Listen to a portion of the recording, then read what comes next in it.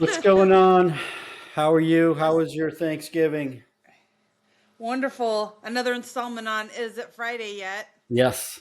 Yes, we made it. Um, Thanksgiving was good. I just went to my parents' house and we all just hung out there, had some turkey, mashed potatoes, the usual suspects, pumpkin pie. It was literally like the all American Yep. Thanksgiving.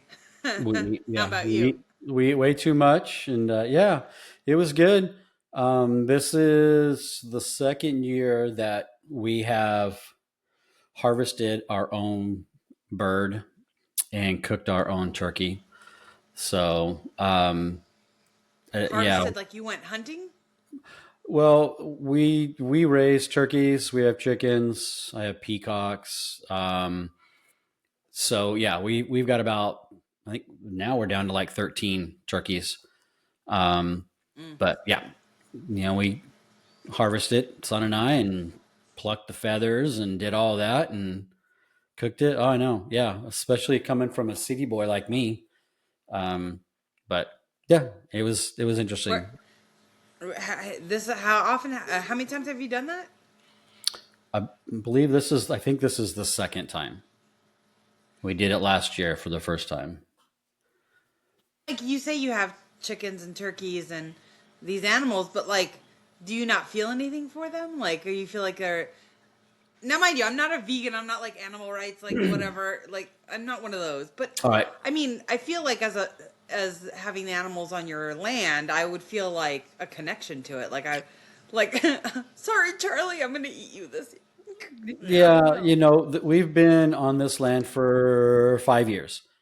And the first thing we did was chickens, and for the sole purpose of the eggs. And the first round of, well, we could go all day long talking to you about the mathematics of when it comes to getting chickens. You can say, yes, I want to start with 4 chickens, and you go to Tractor Supply or you go to the local feed store, and you end up coming with, a dozen or two chickens. But we started out with about 12 chickens and just solely for the eggs. And the daughter, named all of them and whatnot. She even bought a little harness for one of them and was walking them around on a leash. But it wasn't that bad because we're just using them for the eggs, so that's fine. Right. But as you keep going and getting more and more, I couldn't tell you how many chickens we have now. I don't know how many turkeys we have. We harvested 6 last week because somebody had posted on social media, a neighbor of ours, that they were looking for fresh turkeys and they would willing to pay. So this is the Mm-hmm. first time. We're not doing it for money. It's Yeah. basically for our food. Knowing where it comes from, trying to be a little bit more healthy on that as far as it goes. But difficulty, yeah, it was difficult the very first time because yeah, I've been a city kid all my life and I've never been one to want to harm animals or go out of the way. But at the same time, I don't question where my food comes when I go to the grocery store and give me some meat, give me some chicken, you name it. Mm-hmm. Up Mm-hmm. there you go. There you go. He's What eavesdropping. timing? He's That eavesdropping. was Yeah. perfect. He's like, you talking about me? That's funny because we have 3 roosters and we were going to get rid of 2 because they do nothing but just eat the food. They don't do Ah. anything for us. But by the time we got done harvesting 6 turkeys, we're done. It was an all day process. But we were, the son and I, we were nervous about, getting, putting it down. We want to be as humane as possible. We take no pleasure in that, part of it. But Yeah. once you have put it down, and then once you've gotten all the feathers off, it looks more like the bird that you buy, at the grocery store, and you take it out of the wrapper. Um, Mm-hmm. so I don't want to say that it gets easier, but we get a little bit better at it each time we've done it. Um, my son and I, our job is to grab it, get it ready, put it down. You have to put it in water, and then we have a defeather machine, which just makes the process a lot easier. It takes the Mm-hmm. feathers off within 20 seconds, and then Wow. yeah, it's a process. But and then the wife, she's the one that takes all the innards out, and then that's pretty much it. If you've done it a few times, you just get better at it. Um, I don't feel bad, but I don't take pleasure into harming, animals. But I like the idea of our eggs, the birds. We did have a cow that we kind of inherited. It wandered on our property, and nobody wanted it, and we did raise it to harvest, and that was a process as well. I don't take pleasure in doing that, but knowing where the food comes from, Mm-hmm. because everybody just goes to the grocery store and buys it. You don't know how they were treated, unless you Yeah. are very conscious and aware of, I want free range food only and organic, and all that stuff just costs a ton of money. My wife does have a garden, and when she grows bell peppers or tomatoes, and they don't look like a normal shaped bell pepper, is because if you were to follow the process of, let's say, Vaughn's or Ralph's or a grocery store, people actually will not buy some vegetables because they just don't look appealing. There's nothing wrong with them. They just don't Right. look pretty, and just Yeah. we are a very wasteful nation. So I talk myself into believing, it's okay to raise our own vegetables and our own um, proteins that way. Mm-hmm. I mean, So yeah, 100%. yeah, I totally agree with that. I have recently, well, I mean, I've talked about before, like, oh, I wish we could have some chickens. I mean, I was at the store the other day to buy eggs. Well, I went about a month ago, and at Walmart they had the case of 60 eggs, and it was like $11, and I was like, that's actually a really good deal. And because I live with my older daughter, she eats eggs like every day basically. I was like, she can have 30, I can have 30, and we're good, for the month. And that was great. But on Sunday, I went to the store and I was like, oh, let me just buy a dozen eggs. And it was like $5. And I was like, I don't want them. That's okay. Because I was on a budget and I was like trying to get select things. And I was like, no, I'm not going to get these eggs right now. I'm going to wait, till I get paid or whatever. And it just is annoying because I'm like, I want my own chickens so I can get my own eggs whenever I want, and then I do think about having a garden, and I'm like, I would love to have my own. I always say, if in my garden I could have potatoes, onions, tomatoes, um, cucumbers, zucchini, and some bell pepper, our house would be great yep. because we eat all of those all the time. And so I'm like kind of looking into, it's just hard here because of the way the weather is here. I would love ultimately to have like an indoor garden that's at a select temperature all year round. Like that's my dream. And then have to be able to be inside. Also, I don't want to go into the ground because I'm old and getting down on the ground and trying to, no. I want it to be like waist high, like table high, and have like a planter so that way I can be standing up and getting all my stuff. Because listen, I'm only going to get older. It's only going to get harder. So I want my stuff to be just at waist level that I can just pull stuff off. What if you That to what if me you is, get it like a good sized greenhouse? yeah. Well, and That then way you that's can hard because, Well, that way well, you can have, for the winter, extreme winters and the extreme summers, it's a little bit yeah. more protected. If Um, I owned this house, I could invest into doing into something like that. It's harder when you're a renter, so you have to come up with more ingenious ways of doing things. yeah, So that's whether I was looking into even because also lettuce. We eat a lot of lettuce, and so I thought it'd be great to have one of those stand-up gardens that people have inside. And I've been kind of looking into that, but it's expensive. It's like a price. So it's kind of like, damn. But I just literally, it's funny you said this because I just got a notification. It said cucumbers recalled over salmonella concerns. Literally, that just came up on my phone 16 minutes ago.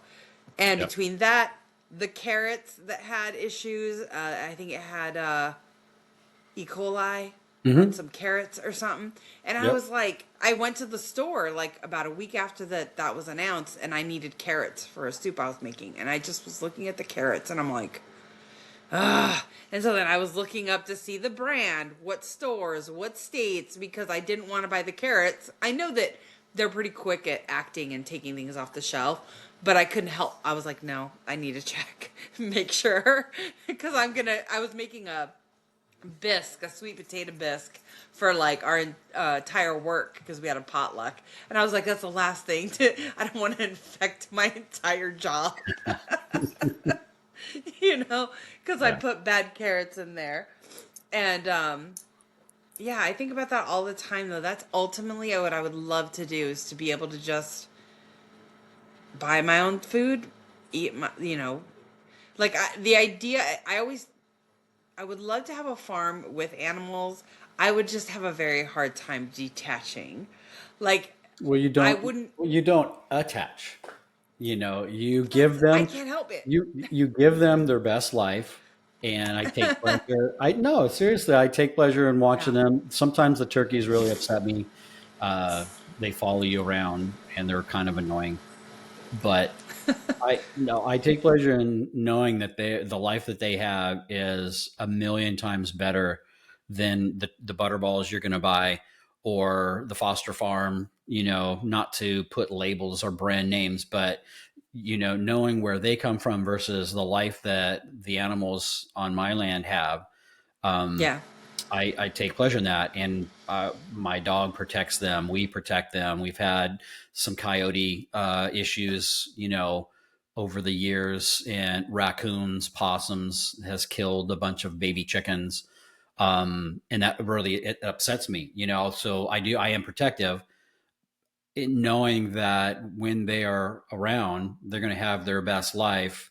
And when it's time for processing, they're still providing, for my family. And, that's my opinion, the circle of life. And I think the older I get, and I'm not a conspiracy type of a person. However, the life that we live in, the world that we live in, and how crazy things seem to always get, I feel, knowing that if there ever was some sort of a doomsday to where everything shuts down, I like to try and know that we can maybe sustain Yeah. longer than somebody, from where I used to grow up in the city. There's just going to be mass pandemonium and panic and whatnot. If I have animals that we can continue to process and use, and utilize the land for vegetables, um, and then it's just all about, water source and whatnot. But I think if Yeah. I have that mentality, and that, if something were to ever happen, I feel better, knowing that we're trying to live off the land versus just live out of a grocery store. Sorry. No, I agree. I definitely agree. I've been recently in the last 2 weeks obsessed with watching this one show called Living Off the Grid. Like 13 seasons. I've been obsessed with watching it and just getting different ideas because my goal would be to live off the grid. Like I would love to just have my entire house, self-sustained with electricity, solar, getting my water, just from the rain, and knowing that nobody can mess with me. Like if all else, and I'm poor and I've got my little house on my land that's paid with all the needs I need. You know what I mean? Like Yep, for sure. honestly, like I think the only, and I'm sure like with anything, the only one of the luxuries, because I was talking about a show that they had on PBS years and years, like 20 years ago, and they would take families from the city and they would bring them to like Montana, and they had to be like homesteaders, like they had to set up their own house, build their own house, they had to go to the store by horse, like they had no technology, no anything.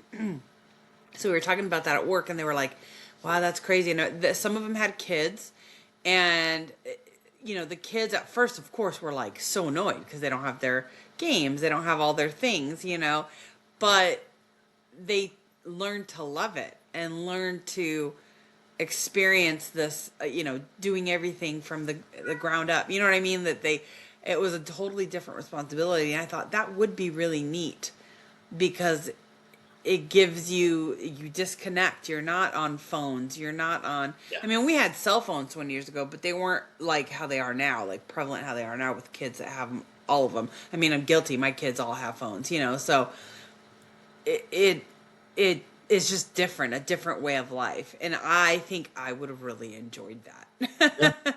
I Yeah. think, I feel like everybody should have some part of that, in their life to unplug and do away with electronics and, not get on the kick of, let's cut the cord and go back to primitive times. But I think anybody that has kids, regardless of what age they are, they should be able to experience, and not the same old, back in my day we didn't have all this and that, blah blah blah. But everybody needs to kind of detach a little bit and appreciate the land and how things were, how our ancestors did things. um, yeah, I was always big into history growing up. And my grandparents, they lived in a farm in Illinois. When they moved to California, they had also purchased, some land out in the middle of the desert, the high desert, and built a kind of like a vacation, weekend house. And it was always interesting visiting them for a weekend. And again, they had chickens and whatnot, and barely had, they had a tank was their water. So your showers had to be 5 minutes long. right, So, and that's something that I remember, today when growing up, just experiencing that. I yeah. think it's kind of important, everybody to experience, or to deal with, not so much modern technology. Yeah, I think I know we don't get into politics here, but before the election, like that week before the election, I got off social media 100% because I was like, this is frustrating. I think the only thing I posted, and I posted it and got off, was my daughter's Halloween costume. I think it was both of them, my kids' Halloween costumes, and I think that's all I posted. And then I was off because I was so frustrated with just all the ads and the Mhm. bad things and the good things and the whatever. It just was overwhelming, and I don't want to see it anymore. And that was my biggest trigger, that I was seeing it other than regular TV. Now most people don't even have regular TV, but like because everybody's on Peacock or Netflix or whatever. Yeah. But I have an old school antenna. I do have all the other media, and I have a smart TV. So if I'm connected to the internet, I get all those other channels. But I do have an antenna, and so because I like my local channels, just to see what's on and the local news and whatever. And so on our local Fox channel, that's really the one we watch the most. All the ads. And I was just, oh my God, I'm so over this. I had to mute my TV because I got so tired of hearing it. So being off social media, it was only like for a week up until after the election. But that was such a great week. Like I found my mood was better. I, all the time that I would spend scrolling, I was doing other things. And it opened my eyes like, oh, fuck. Like I always knew it was a time sucker, but when you're in it, then you're like, oh, yeah. Mhm. And I didn't delete it off my phone. I did move the icons to like the fourth page of my my apps screens. Like I just scrolled and moved it so it wasn't easily accessible. And I remember a couple times reaching for my phone and going, "What am I doing?" Because there's nothing I'm going to look at, and I just put it down, and just whatever. But it was a good little break, and I was like, oh, I need to do that more often. And I For find sure. myself not really being on Instagram and Facebook that much anymore since then. I'll go through my spurts if I can't sleep, and I'll go through and I'll like look at funny stuff or whatever, and then share like 1,000 things. and then I'll go silent for like a couple days. But um, yeah, I definitely think just being off the grid, growing your own food is such a good way of life, you know? And if you just have friends and family with you, then really that's all that matters. I mean, Yeah. we were with my family yesterday. We played dominoes. You know, we weren't on our phones. We were just like hanging out, and it was good. Like, I like that. Sure. You Yep. know? We all need something different. You can't just go do the same thing every day. We everybody gets in a rut. So, Yeah, for sure. yep. For sure. 100%. Um, how many acres do you have? Just under 12. Wow. Yeah. Nice. We That's live on a awesome. small dirt road that's a half a mile off of a county road. So we really can't see our neighbors next door. In fact, the property to the west of us is just owned, but nobody lives on it. In fact, I Hmm. think the owners don't even live in the county. I don't know why they own it. They actually parceled it off. They used to own what is now our 12 acres. I think they had a total of like 70 acres, and then they Mm. parceled some of it off, sold it. The previous owners built the house that we're in. Then when they left, we came in. So we have no neighbors to the west of us. The house that is right next to us to the east, nobody lives there either. Uh, the owners just rent it out as like an Airbnb. So it's empty the majority of the time. And when it is occupied, it's usually from people that live from the city. There's like a wedding venue that's about a mile or two away from us. So a lot of times, whenever there's a wedding at that location, people will obviously that are coming in for the wedding, they'll rent this Airbnb, and you can always just hear them. I love hearing other voices because that's something oddly you never hear. On a Yeah. weekend after the chores are done, I'll crack a beer and I'll sit out on the porch and I'll hear people talking, and it's crazy to think, oh my god, what's that? Who's here? And we actually go and You're look. all, who's Yeah, talking? where's that? Yeah, exactly. Where's it coming from? And you can just hear them, playing the type of music, and you can just tell that you're not from around here, type of a situation. Absolutely love it.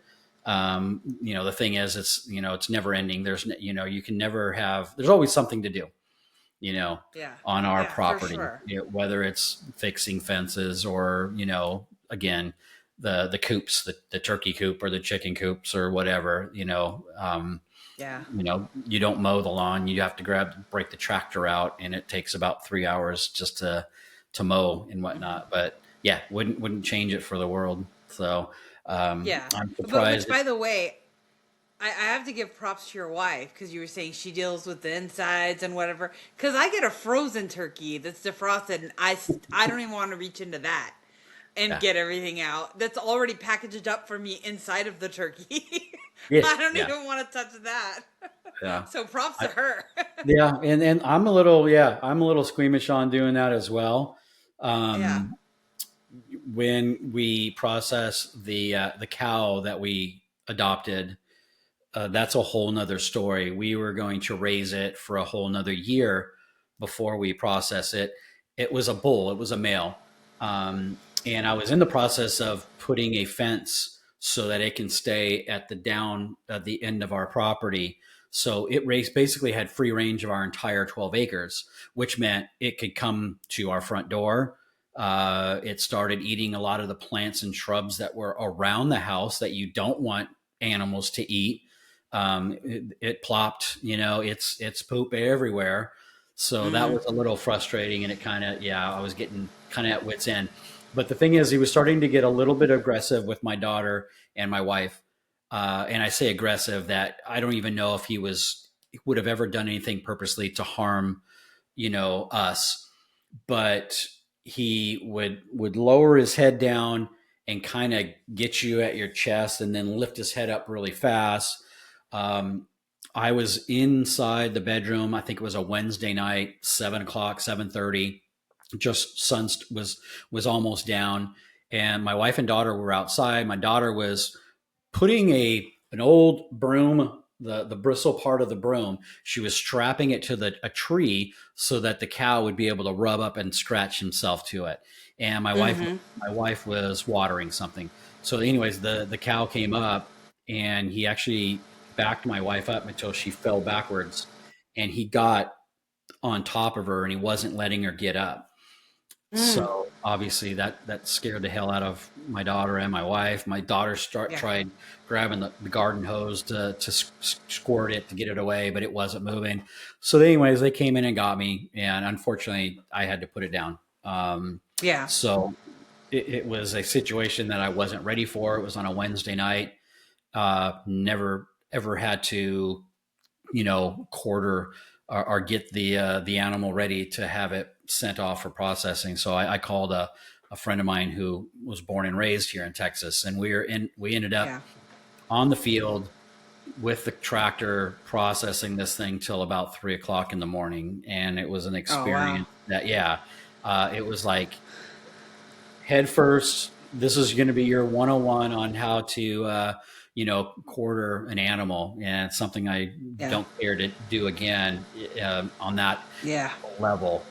So, but it was an experience that I felt I had to. There was no way I was going to just allow that animal to just go to waste, even though Right. he put me in the spot that I had to do something because I had to protect my family, but to just kill it and then just let, vultures, get it and whatnot to go to waste, that I wasn't about to do that. I had to go to work the Yeah. next day, but I was going to do whatever it took to utilize the meat. And, Yeah. again, we got it to the point where we can take it to a processing place, and they processed it, and we still have a little bit of stuff left in our deep freezer today to Yeah. provide for the family. So um Yeah. And that's good stuff. You can't let that go to waste. I mean, that's yeah, crazy yeah, talk. I think that's the, and then again, to think back of the frontier days. Yes, everybody had to raise and find their own food, but you had to learn. It's just you trial by error, and you just have to learn. And again, that's kind of what I love about this, where we are in the country, that I have never thought about doing that. I've never thought about building a chicken coop, or fixing a fence or making a fence. And I actually built an enclosure for the peacocks that I have. The peacocks are for my pleasure. We don't do anything with them. They just look good, and they're like little dogs or cats. They're very curious. They'll follow you around. But I had to build an enclosure because it does get cold for about a month out of the year. So I think I spent about 4 weekends building a very huge enclosure for these animals, and all by myself. You're talking about propping up a wall that's 8 feet tall and putting a roof on it by yourself. You come up with ingenuity type of things, and Right. you want it to last. So that, I Yeah. think that's what brings me the most joy, is a hard day's worth of work. Yeah. When we processed those turkeys a week or two ago, that was an all day thing. We started at 8 in the morning, and we were done at 4. And I'll Wow. tell you, the next day I was sore as, you know, Mm-hmm. every inch of my body. Just you wouldn't think so. All you're doing is you're putting down some birds, and that's about it. But the whole process, it's insane. Yeah. That's that when you see cowboys and people that live on a farm, they are the people that work the hardest. Yeah. Not us city slickers. Yeah, 100%. Like watching these shows now. The show it's not like a typical reality show where it's like a team that goes out and does it at every single place. It's like different people with different situation in different states. So it's kind of neat the different processes they have. The Yeah. the first episode I saw was a guy who uses recycled items like tires and plastics and cans and stuff like that. And he was building this home in Montana. Oh, what kind of house did they call it? Um, Earthship, I think is what they called it. Earthship Homes or something. And he built this whole back wall, and had tires just up, as high as a house, and that back wall and then had concrete and plastic in it, and he was like, none of this stuff's gonna break down in a dump. He goes, so what better thing to have build your house, or your house be built out of, than something that's not gonna disappear, because it doesn't decompose. Yeah. And I was like, that is brilliant. That is so brilliant. Everything he used was like just reusable stuff, and they built this beautiful house. And I'm like, yeah, that's great. And I was kind of thinking that that's what the show was going to be about. And then the second episode was not the same guy, it was something different. But so I was kind of bummed because I wanted to see the different things that he was going to do. But by watching the show, I see all these normal everyday people who have no experience building a house, and they themselves are building these houses. Like they'll have like some of them will have like architect people or whatever, but then there's just these people that they're like, we could do it. Let's Google you on YouTube or whatever, or search YouTube, and they're straight up building these houses, and I'm like, I could do that. Yeah. I'm like, it's not that it would be easy, but if I had a couple people willing to do it with me, we could do it. I could build some stuff. I have a saw. I have one of those. It was like something I bought off TV. The one that's like you could change the little thing, and it could be a saw. It could be to cut tile. It could be to cut metal. Like it has all these different pieces to it. I've only used it to cut. I cut a hole in my wall at my old house to do a doggy door. So I did that, and to cut wood, because where I work now, across the street, there's this business. We don't know what they do. We think it's kind of shady, but they have pallets, tons of pallets, and they're offering free wood. So my son and I went and filled up the back of my car, because we have bonfires here all the time at night. And I was like, I don't want to pay for wood if I don't have to. So, and it's nice because my garage smells like pine whenever I open the garage. I'm like, oh, it smells like wood in here. A Home Depot. But I just think, I have this saw, I have tools. Like I love tools and having stuff. And I'm like, I could build a house. I could do it. If I had somebody with me, and I had property, I think I could do it. I'd be exhausted. It would definitely take a lot out of me, but I think I could do it. I think it'd be a fun thing to do. Hell yeah. I think even like when people are like, oh, I don't know about electricity and plumbing. And I'm like, yeah, but if you really think of what the concept is of electricity, like when you're looking at a house that's stripped down to just the studs, you kind of get an idea of, oh, this goes to this goes to this. It's just a matter of knowing how to connect it and not yourself, And then same with plumbing, you do different things that you can do for plumbing. And as long as you're using the right tools and the right stuff for it, I'm like, it doesn't have to be that intimidating, Nope. Not at all. And Not at all. I find it fascinating. I love it. It'll probably be my whole new chapter in my next life here. Once I like move on and have my own place and stuff, and River's 18, and I'm like, okay, what am I gonna do? Hell yeah. Let's Yeah. plan this out. You can do a lot with So you can do a lot with pallets. oh I yeah, I picked up a bunch of pallets that were on a at a business, and they had a sign saying free, take them, and I picked them up, and now that is the compost area for all of our food, all of our waste. So yeah, I've got a complete enclosure made out of pallets, yeah. and I even have a swinging gate made out of 3 pallets. And I put a wheel on one side and hinges on the other. So now all the birds can't, get in there and make a mess of it.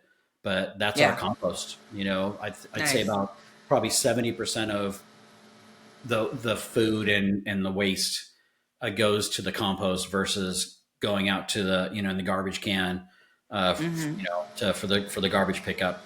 So that's another Right. thing is, yeah, you can do anything out of everything. Yeah. Some of these coops that I've made is from old material that was left here that I found behind the shed from the previous owner. Chicken Yeah. wire and stuff like that, or T-bars, posts, and whatnot. So yeah, you have to be very creative, and I think that's half the fun. Yeah, You know? definitely. You definitely won't have time to be on social media when you're Yeah. doing all that work, you Yep. know? It's It afterward. You makes can you just take a actually. picture and post it. So Yeah, exactly. that's your contribution to social media. Before, after. Yeah. Yeah. Yeah, that's pretty cool though. That's cool. Uh, that sounds like a lot of fun. One thing we didn't talk about, just switching gears here because we haven't really talked, was the whole Mike Tyson fight. We didn't really. Did you watch the Tyson fight? I did not. My son did. But yeah, I saw enough of the highlights and watched, enough to be upset that of the outcome. I don't Mm-hmm. feel that, it almost seems like the amount of money that those people were getting paid.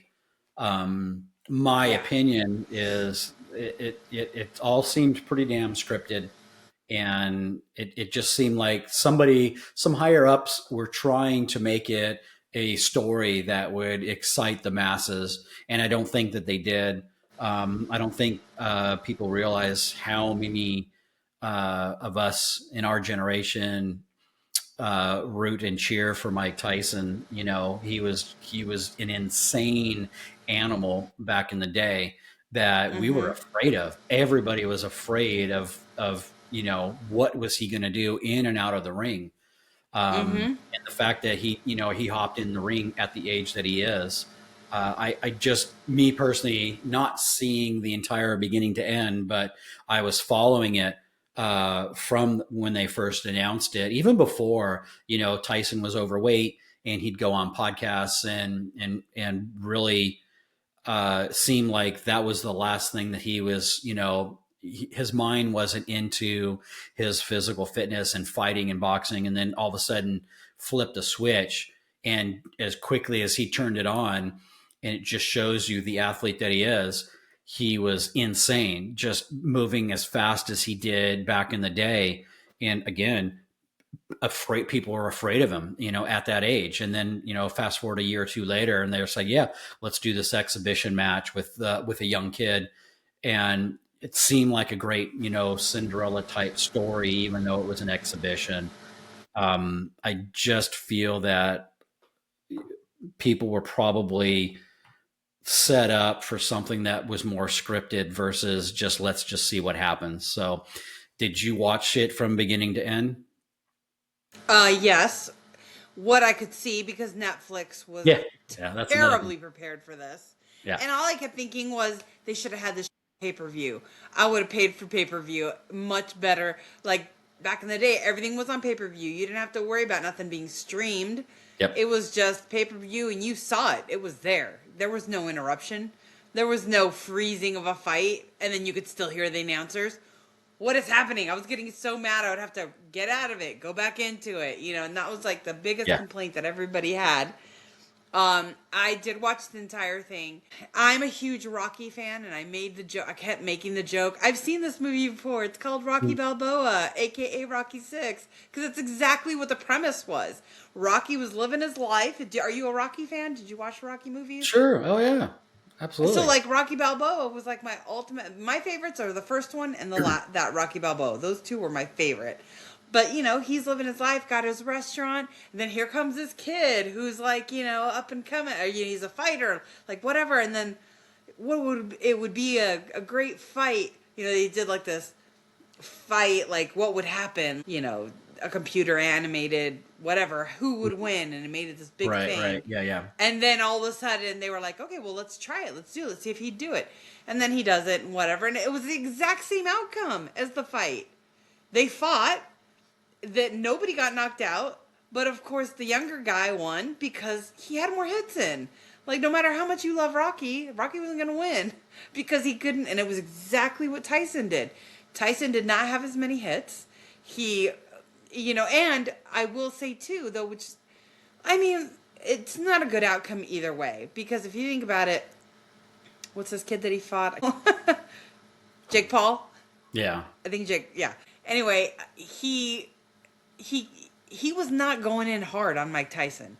I definitely think he could have done a little bit of damage on Mike Tyson, but also Mike Tyson's in his 60s, right? Like he's almost 70, or is he just mid 60s? Like No, I think he's just early 60s. yeah, but either way, you're half of his age, maybe more.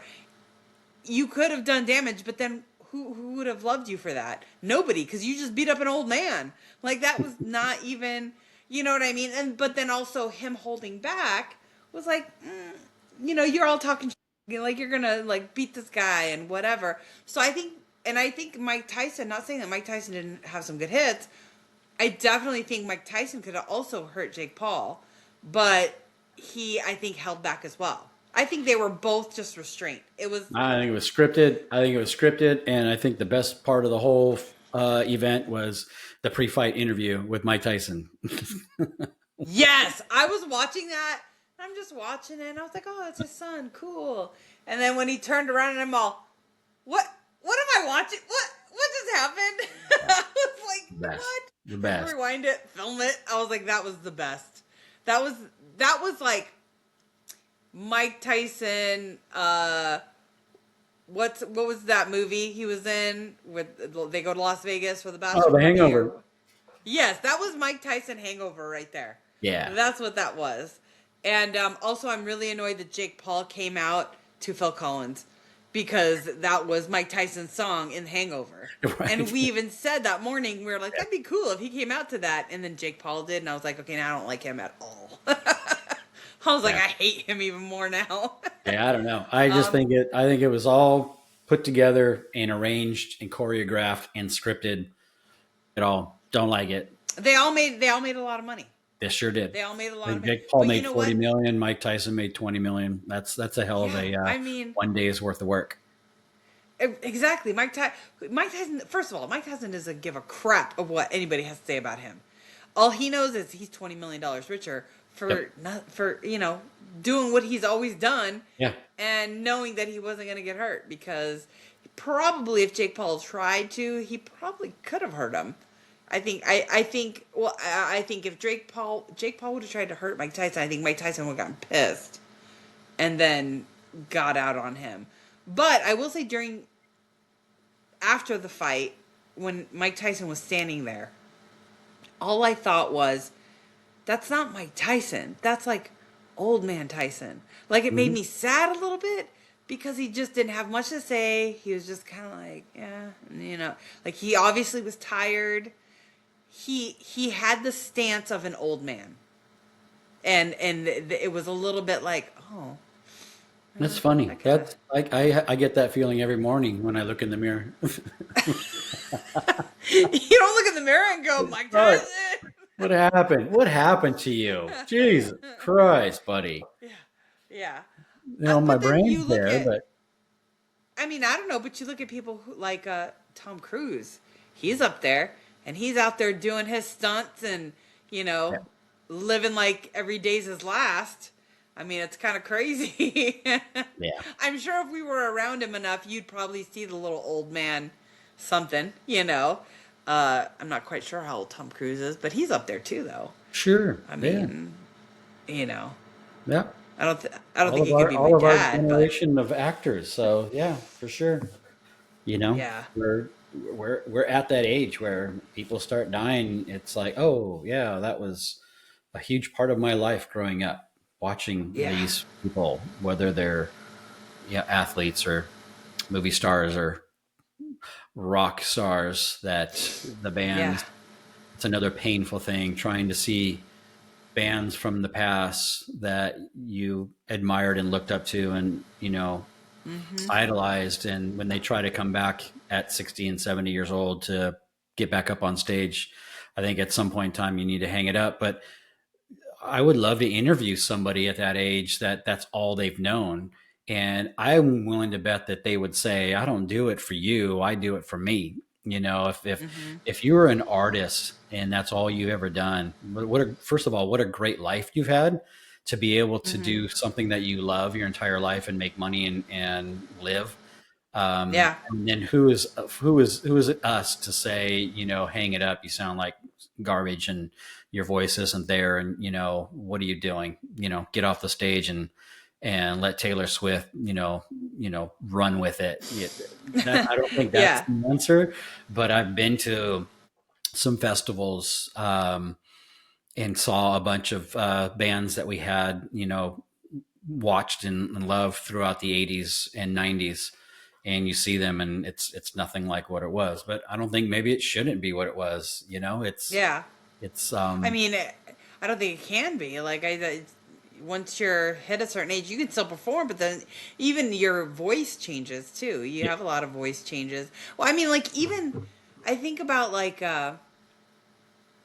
and I don't know if this is stylistic or something happened or if it's age, but like even with Steven Tyler, if you listen to Aerosmith back in the 70s, totally different sound in his voice in the 80s, 90s. Oh yeah. Like his voice was just totally, I don't know what he sounds like now. I haven't heard him I perform. saw a So little I don't video know. snippet. I think it was a podcast he was on with David Lee Roth, and you have those two personalities put together, and you could YouTube it. They all of a sudden started to sing a little snippet of their hit songs back in the day when they're all both screaming, because they're both very similar when they're singing. The high pitched screaming, and Steven Tyler pulled off a couple of screams, but David Lee Roth, it was like, oh no, please stop, just don't do it. But it's interesting, yeah. You feel bad for the lead singers because that's their instrument, is their voice, versus Eddie Van Halen was his guitar. He probably still sounded the same. Mm-hmm. The last days of his life versus the '70s when he first started playing. But when it's your Mm-hmm. voice, yeah, and you've got to get out there and run around. How Mick Jagger Yeah. still seems to do it, I don't know. But yeah, it's crazy. Yeah, I think if you hear the song Dream On originally, he can't pull that off now. Mm-mm. He can't do Dream On. No. Like that just Dream On is just one of those songs where you're just like, yeah, you're not gonna hit those notes. And even Mariah Carey, she's her voice too, just as she's aged. It's not like 23-year-old Mariah Carey. Like she can't hit it like she used to. I mean, she still has a great voice, but she wasn't like that deep R&B voice. Her thing was the high, high, high notes, and she can't hit those notes anymore. Like just with age, I just don't think she can do it. Yeah. But it's interesting. You know, I you know, rock stars, bands, groups, artists, when they were popular, whether it was the '70s, the '80s, or '90s, 2000s, and you fast forward 20 years, and then 30 years, and then 40 years, the one thing that I'm still trying to understand is they all have followings. Let's just use Aerosmith, and then let's go into the '80s and think of like Billy Idol. Um, Whenever they come back around 30, 40 years later, everybody wants to hear their hits. Some people have managed to do it. Duran Duran, in the early 2000s, I believe, put out another album. And yes, they were still relevant, but they came out in the early 80s. So I'm surprised more artists don't try to create more new stuff versus the old stuff. I mean, yes, we all want to see it. I went to Cruel World, which was a big music festival in Southern California. They're going on their fourth year, and Blondie was there, Billy Idol. They had Morrissey, and they all play their old stuff. But how come no one? How come they don't make new music? Is my question. Right. Some people do. Some people do come out. They come back and then they decide, or they'll partner up with somebody. I think Miley Cyrus came out with an album a few years back, and I love this album because it sounds very 80s. And one of her songs has Billy Idol on it, and it's a pretty cool song. And he sounds just great, and he's got this deep voice, and it's like a really cool song. Um, So some of them I've seen come back and do just collaborations with people. I mean, I know that they're not going to make it on mainstream media because that's not the hit of the month. Um, but maybe they do put stuff out and it's just not out there. Maybe it's shame on me for not following all of my, my artists that I love from the day. Maybe they still do put stuff out and it's just not in front of us. But I don't think, what mainstream media was back when we were growing up is no longer. It's not, radio stations aren't what they were, back in the day. So it's just, Mm-hmm. kids, my son, he you know, listens to Spotify, and my daughter will get her music from whatever social media or YouTube. So maybe they still, artists still put stuff out. It's just I don't know. Maybe I'm the one is the problem, and I can't You're the find. problem. Yeah, I can't find the stuff. So who knows? Well, I what's funny is I there's some music that my daughter will listen to, and my 23-year-old, and I'll be like, oh, I really like that. Who is this? So I found a lot of new artists through her. Because like I don't know if you're familiar with the artist Chapel Roan, but Mhm. I Who love isn't? Chapel Roan, Yeah. and my daughter's been listening to her for such a long time before she became more mainstream popular, and I've found a lot of artists that way through her because they'll come up on her For You page, and so then she'll start listening to them, and then I'm with her, and then she'll start listening. I'm like, oh, I like that, and then I'll download it, and then I'm listening to it. So it's funny to hear. It's funny that we bring things to our kids because we're like, listen to this artist, listen to this artist. You want them to be listen to the stuff that we used to listen to, and you're so proud when they're listening to it. Um, but it's funny that it's reversed as well. Like nowadays, my kids, my parents wouldn't listen to my music. Oh My yeah. parents It's were too in loud. You their can't music. understand it. Blah blah blah. Well, Yeah. I take that back. My dad wouldn't. My mom actually would listen to some stuff. She actually loved Aerosmith. Really. when when they came out with the album with all the videos with Alicia Silverstone, Crazy and all that album Mhm. she loved. And she would listen to that if I wasn't home. Like it wasn't something that I'd have to be listening to for her to enjoy. She actually listened to Aerosmith. So I thought it was kind of funny because my little Puerto Rican mom, listening to Aerosmith. She was like, the guy with that big mouth. She just loves that. But yeah, it's kind of wild. I really wish I could have seen artists, our older artists from our generation that hadn't passed away. Like I would have loved to seen Queen. Like to me, with Freddie Mercury, Queen, that would have been if I could go back. I would love to see a concert with Freddie Mercury at Queen because that just amazing. I watch things from before and I'm just like, oh, goosebumps. Like, oh, I love it. Yeah. Yeah. Um, I really wanted to see Tom Petty before he passed away. And that was really a bummer when he did pass away because I love Tom Petty. I love Tom Petty and the Heartbreakers. I loved the band he was all in with all the other guys with Roy Orbison and the Traveling Wilburys. I Yeah. love the Traveling Wilburys. And it's just sad to not be able to see like those artists now where I'm like, now I'm an adult and I have money and I can actually buy a concert ticket barely. But if I wanted to see somebody like that, the Eagles were here in the Sphere and those tickets were outrageous and I'm just like, yeah, that's probably not going to happen. I'm probably not going to see the Eagles. Yeah. I'll watch the concert, that I have on video cassette. Yeah. I But think all those bands like the Doors or Led Zeppelin, um, if they were still around today, I would. Oh, could you imagine seeing them back in the '60s or '70s? that'd be amazing. Imagine seeing Queen, in the '70s or early '80s, in Yeah. their heyday. Um, Yeah. that would be phenomenal. So, Yeah. time machine, get on it. Let's For go. sure. I'm gonna have to work on that. I have to work on that. Well, I'm glad that we got to catch up. I know it's been For a bit. sure.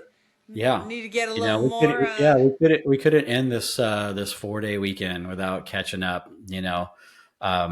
We'll try and make this more often in our busy lives with my my frontier life that I lead, and your busy life in the city of sin. So we'll have to try and make it as frequent as as we can. But either way, is it Friday yet? We made it, Yes. and we got another one in the can, and we'll talk soon. You got it. Take care. All right, see you later. Bye.